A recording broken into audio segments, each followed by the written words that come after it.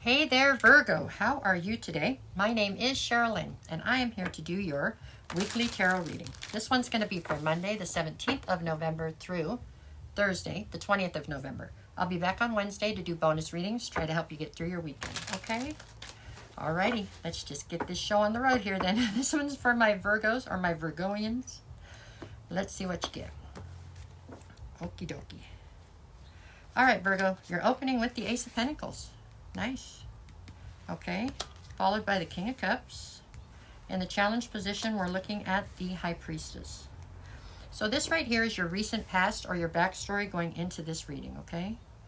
Ace of Pentacles is speaking of new opportunity that's coming towards you right now. Okay, it looks like you have done a lot of growing, I don't know, a lot of self-reflection or something. You're very self-aware right now.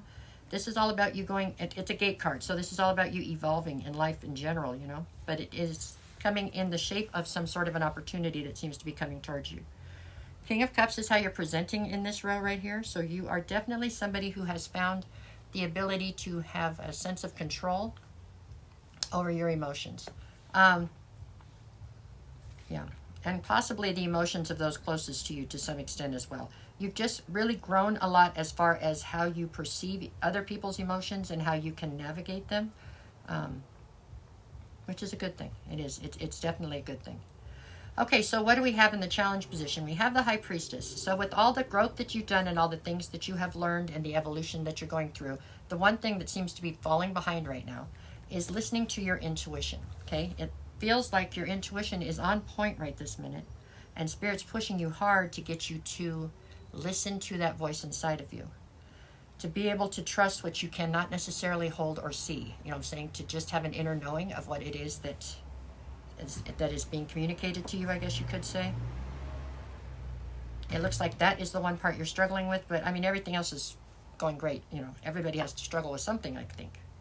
So there we go. That's your backstory going into this. So what do we have currently? Where are we at currently? Okay, Three of Pentacles.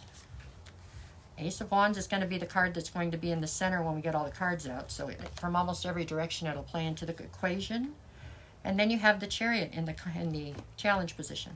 Okay, so we went from the One of Pentacles or the Ace of Pentacles to the Three. Three is all about collaboration. So not only do you have new opportunities coming towards you, but it looks like currently you're building different kinds of relationships that are going to carry you through this new transition. They're based in work, or, you know, they could be friendships or something, but it's still somehow based, at least loosely, with things in the 3D or money. So it feels like it's work relationships. Maybe some of those will turn into great friendships or something. It's all good so far. The Ace of Wands is the card that's in the center. So this is speaking to the fact that I feel you have tapped into a lot of new inspiration. So maybe before you had a hard time mustering up the drive you needed to accomplish things, or, you know, finding the the gumption to be able to see things through. That is not the case right now. You have plenty of fire, passion, inspiration, really, to try to get things done, to try to succeed is what it is. The challenge in this particular row, which is the current, is the Chariot. The Chariot is the fastest moving card we have in the deck. And I do believe that a lot of these changes, evolutions, all this stuff that's happening, it's coming at you very fast. So it can be a little unnerving, you know what I'm saying, to have change come at you this quickly. It's hard to stay on your square. It's hard to not get knocked off your square, right, by the rush of different things coming at you. So I think it's just a little unnerving. But so far, great reading. Okay, let's see where we're going in the near future. Okay, I have the Eight of Cups, the Six of Swords, and then the Seven of Swords in the challenge position. So, Eight of Cups. This stands to reason. I mean, you're walking away from something is what this card is speaking of. And that's a given, right? Because we're talking about the fact you're evolving. So I think there are certain people, places, things that you will very soon walk away from. You know what I'm saying? You're walking from certain things to go towards other things. So that stands, kind of makes sense, right? Anytime you have to leave things, though, that are what you're used to or whatever, there's always a sense of loss and regret attached to it. I think that it is being far outweighed by the things you're gaining. So I don't see it as being a huge problem, but I'm sure you'll have some emotion towards it.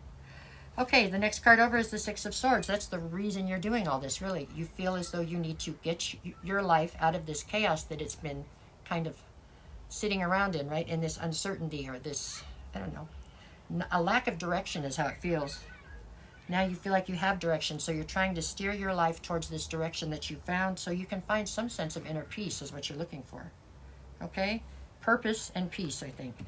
The Seven of Swords is in the challenge position. I think, for one thing, I think you are acting very strategically. There is something here about you having to battle somewhat of a lack of trust, let's say, in people or situations. You're very skeptical, and you're definitely somebody who's erring on the side of caution when it comes to relationships and people. Possibly being a little too judgmental right off the bat, right? Not giving people a chance. I get why, but tables turned, you wouldn't want it done to you, so that's kind of how you have to look at things sometimes. You have to give people an opportunity sometimes. Not all the time, but sometimes. That's why they want you to learn to better listen to that voice inside of you, because then you won't be as likely to fall in with the wrong people or situation, okay? All right, pretty good reading right there. What do we got on the bottom? Four of Wands, King of Wands, and the Page of Wands. All this is like inspiration, fiery, passionate stuff going on here. There's something about a higher level soulmate that you're coming into contact with. I don't get the feeling that this one is romantic. This is either parental or, I mean, somebody who's going to take a parental role in your life and help you to get going in a direction, or this is a friend that's going to try to travel the direction with you. Whatever the case might be, this is definitely somebody that I feel like you're going to make some sort of a connection here that quite possibly will be a connection you'll have for the rest of your life type deal. This is somebody who's there to help you as you will help them, right? King of Wands is your overall persona right now. You are definitely in like a take no prisoners, a lot of fun to be around, but not looking to be restricted or tied down to anything or anyone. You are out to see new things, meet new people, try new food, go new places, whatever. You're out to see what the world has to offer, it looks like. Page of Wands, there's a little bit of an unrealistic expectation, I would imagine, attached to all this, but, I mean, you're only human. It'll be fine. Okay? Just try to stay grounded and be realistic. I'm so sorry about that noise. I live across the street from a school. Okay, let's see what you get. For Monday, I've got Temperance and the Queen of Swords. You're being asked to be patient. Looks like you're dealing with the Queen of Swords to me. So I don't know if you have somebody in your life that you consider to be the Queen of Swords. Whoever that person is, you're having to exhibit a great deal of patience towards them for some reason on Monday. On Tuesday, we have the Emperor and the Fool. This is you trying to take the leap of faith. For as much of a leap of faith as a Virgo takes, you usually try to ensure things a whole lot before you take these leaps of faith, so it's questionable whether it's a leap of faith, but it's a little skip, at least, into something that you might not have total control over. Sorry, that was funny to me. Okay, Wednesday, we've got the Ten of Wands, and then the World card. You're heavily burdened about something that you're having to close out here. So I don't know if it is a group of friends or maybe it's a place you hang out. There's just something that you know you are basically walking away from or closing the door on a certain aspect of your life, and that seems to be causing you some grief or upsetting you a little bit on Wednesday. And then on Thursday, you have the King of Pentacles and the Nine of Swords. Still stress on Thursday. Definitely feels like whatever it is you're getting ready to do, it's coming to a head here. So it's like this is go time for you. This is a great reading, Virgo. It really is.